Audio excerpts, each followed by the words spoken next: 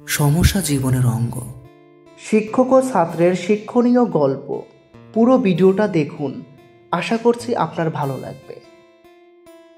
এক শিক্ষক শ্রেণীকক্ষে পড়াচ্ছিলেন। সব ছাত্ররাই শিক্ষকের পড়া খুবই মনোযোগ দিয়ে শুনছিল।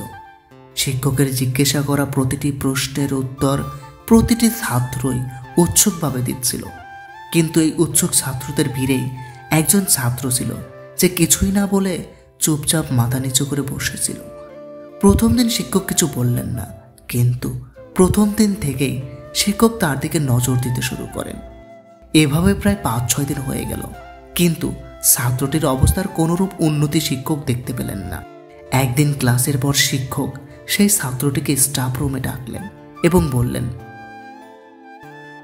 তোমাকে কয়দিন থেকেই খুব উদাস দেখছি, ক্লাসেও মন দাও না, এক জায়গায় মাথা নিচু করে চুপচাপ বসে থাকো।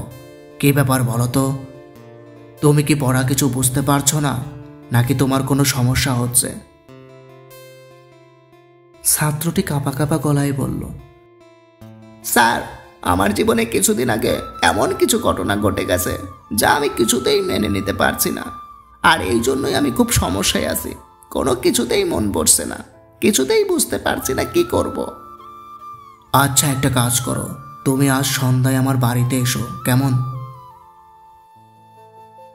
সন্ধ্যাবেলায় যখন ছাত্রটি শিক্ষকের বাড়িতে এলো, তখন শিক্ষক ছাত্রটিকে ভেতরে বসার জন্য বললেন এবং তিনি রান্নাঘরে চলে গেলেন ও শরবত বানাতে লাগলেন। তিনি ইচ্ছে করেই ছাত্রটির গ্লাসে বেশি বেশি লবণ দিয়ে দিলেন। এরপর শরবতের গ্লাস হাতে নিয়ে বাইরে এলেন এবং একটি গ্লাস ছাত্রটিকে দিয়ে বললেন,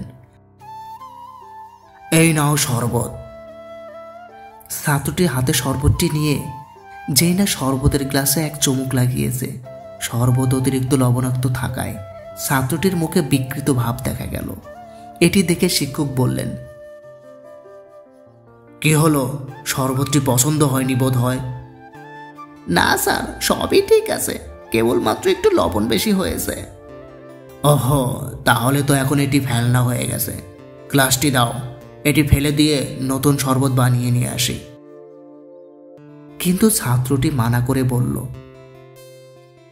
না স্যার, খালি লবণটা একটু বেশি হয়েছে, একটু জল দিলেই ঠিক হয়ে যাবে। এই কথাটি শোনার পর শিক্ষক গম্ভীর হয়ে বললেন, তুমি একদম ঠিক বলেছ। শরবতটাকে নষ্ট না করে তাতে কিছু জল মিশিয়ে দিলেই এটি আবার খাবারের উপযুক্ত হয়ে যাবে। এবার এই শরবতটাকে তোমার জীবন ভেবে নাও। যেমন শরবত থেকে লবণ আলাদা করা সম্ভব নয়, ঠিক তেমনই তোমার সমস্যাগুলিকে তোমার জীবন থেকে বাইরে বের করা অসম্ভব, কারণ এগুলি জীবনেরই একটি অংশ।